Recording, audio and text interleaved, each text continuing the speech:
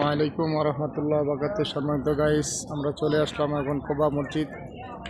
যে কোবা আল্লাহ তাআলা অনেক ফজিলতের মসজিদ। আল্লাহর রাসূল সাল্লাল্লাহু আলাইহি ওয়াসাল্লাম দুনিয়ার প্রথম মসজিদ মুসলমানের জন্য এই মসজিদ তৈরি করছেন।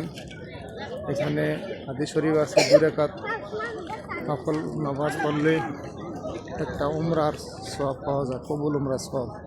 আল্লাহ তাআলা সকল মুসলমান ভাইদেরকে কোবা নামাজ পড়ার তৌফিক দেন। এখানে দেখেন আরবিতে লেখা আছে একটা উমরার সওয়াব পাওয়া যায়। এই মসজিদে রাসূলুল্লাহ সাল্লাল্লাহু আলাইহি ওয়াসাল্লাম আয়েশা নিজে মসজিদ বানাইছেন। এখানে মুসলমানের ফার্স্ট মসজিদ কোবা। এখানে সকল মুসলমানরা নামাজ পড়ার মসজিদ দান করে আল্লাহ তাআলা। এই নিয়ে আমি এখানে আমরা আজ 27শে রমজান ইফতারের আয়োজন চলছে। আল্লাহ তাআলা সবাইকে এই কোবা মসজিদে আসার তৌফিক দেন।